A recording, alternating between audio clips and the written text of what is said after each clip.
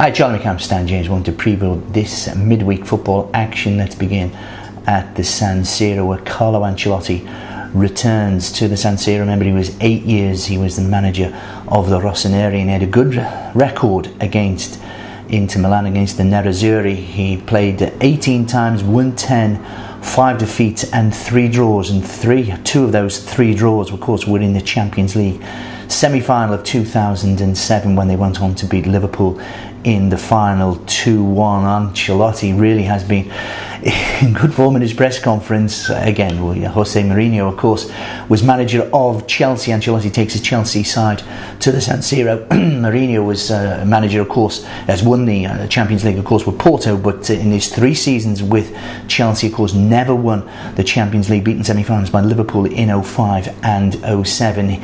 He's been, there's no love lost between these two, let's get this absolutely right. And Ancelotti has been saying in the run-up to the game that everybody in Italy, apart from the Inter fans, want Chelsea to win, such as the hatred there is towards Mourinho. All the coaches, all the fans of the opposition teams in Italy, they all want Chelsea to win. Whether that is the case, I don't know if you saw his behaviour once again, and the behaviour of Walter Samuel. They had 2 players sent off in a 0-0 draw again, and the behaviour again of Mourinho and this team in the San Siro when they won. Of course, they had a player sent off against the Rossoneri when they won that game 2-0. But I don't know. There's just something about this Inter team that I cannot take to. I don't think it's a particularly good team.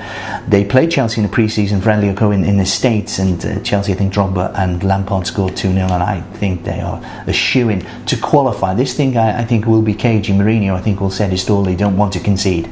They will not want to concede. It wouldn't surprise me if this is 0-0. And it's 13-8 for the Nerazzurri. It's 21-10 and for the draw, and it's 7-4 for Chelsea. Julio Cesar, the goalkeeper, he looks as if he's going to be fit. He had a car accident, but lacerations and made a bit of a whiplash, but he should be fit. But when you think they've got Cambiasso, they've got Eto'o, they've got Walter Samuel, they've got Zanetti, they're full of old men for me, and I'd be very disappointed if Chelsea, despite let's get it right, this is hardly the invincible Chelsea. They won away from home on Saturday, but they've been turned over, they've been given very hard games, so this is not it's hardly sort of the invincible Arsenal side. But I just think it wouldn't surprise me whatsoever if this was 0-0, probably a bad-tempered affair as well.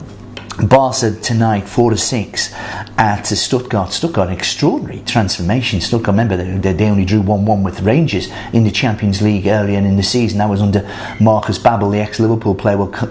Christian Gross, of course, ex-Basel, and of course, more significantly, ex-Tottenham manager, and almost laughing stock there. He really has turned them around. Only, I think, 1 defeat, 7 wins, 1 defeat and 1 draw since he took over. But significantly, the only really decent team, I think, they played Hamburg out of the top 4 during that period in the Bundesliga, and they were beaten 3-1 at home. And I think, despite the fact probably no Daniel Alves and probably no Xavi as well, which is significant, but they should have Yaya Toure back and Gerard Piqué back from suspension. This is the team that was beaten quite comprehensively in the end, 2-1 by Atletico Madrid 2 weeks ago. They were facile winners of the weekend, 4-0, and with any team with Messi, to a less extent Ibrahimovic, and Henry, will he get the nod wide on the left instead of Pedro? It probably looks as he scored, of course, that free kick, very fortunate free kick straight through the wall at the weekend.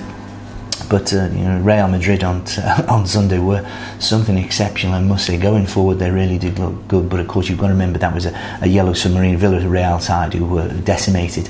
So maybe don't look too much into that. So Chelsea, I think it will be a draw, I must say, 21-10, and I'd be under the goals in that. I think Barcelona will probably win. But again, Stuttgart, I think Lehmann and Alexander Kleb, two ex-Arsenal players, of course, at the hub for Stuttgart. I can think Stuttgart will be quite content with a 0-0, because they have Barcelona having that pressure, and Stuttgart may be trying to nick a 1-0. But if Barcelona scored first, then that tie is over in the sense in Stuttgart. Going across, we've got Benfica in action as well this evening. It's nice to see Benfica play Angel Di Maria. I mean, it's interesting, he's still being linked with Chelsea, and when you think that Yuri Zirkov and Florian Müller are in good form, and when you've got Ashley Cole, probably arguably the best left back in the world, it's surprising that Chelsea seem to be caught in again a left-sided player, but they're 3's on against Hertha Berlin, 1-1 from the first leg. Interesting, out of this extraordinary statistic, out of all the ties, it's the last 32 of the Europa League. Out of the 16 ties, only 2 of those are there's more than one goal between the two sides. So some fascinating ties, including Galatasaray 1-1 versus Atletico Madrid. Galatasaray, of course, top of the Turkish league, 2 points clear. Remember, Atletico Madrid were my selection at 33-1 for the Europa League. They'll play, the winners will play Everton or Sporting Lisbon. Sporting Lisbon again 0-0 at the weekend. That's 2 successive 0-0s in the Portuguese. I just wonder how significant the goal that Everton conceded at Goodison, that penalty late on, is going to be. I think Liverpool should get through. Fulham have faced a difficult task, I think, having conceded at Craven Cottage against the holders, against Shakhtar Donetsk. But we've got some specials. How many of the English clubs do you think will make the last 16 of the Europa Cup? 28-1 for Nil. I think Liverpool are 9-1 on to qualify against Uniray. Uniray, I thought, were awful, and they, against a very poor Liverpool side, but they probably deserve the draw. It's 8-5 for 1, 11-10 for 2, and 16-5 for 3. I think if Everton attack, they've got to come forward. Sporting Lisbon, I think Everton can nick a goal, and that might be sufficient. But remember, no Distan, no Johnny Heitinga. Massive blow for Everton. Heitinga, of course, ineligible, so it looks as if we're probably going to have to play Joseph Yobo and Philippe Senderos in that. But 28-1, no, 8-5, 11-10, and 16-5. All 3 English clubs. I don't think Fulham will get through, and Everton are on the edge. But the big one is in the San Siro. It's the return of Carlo Ancelotti, 8 years the manager of the Rossoneri, but Jose Mourinho, he's almost transcended the game at the moment. He's badly behaved, but we all love him. Be lucky.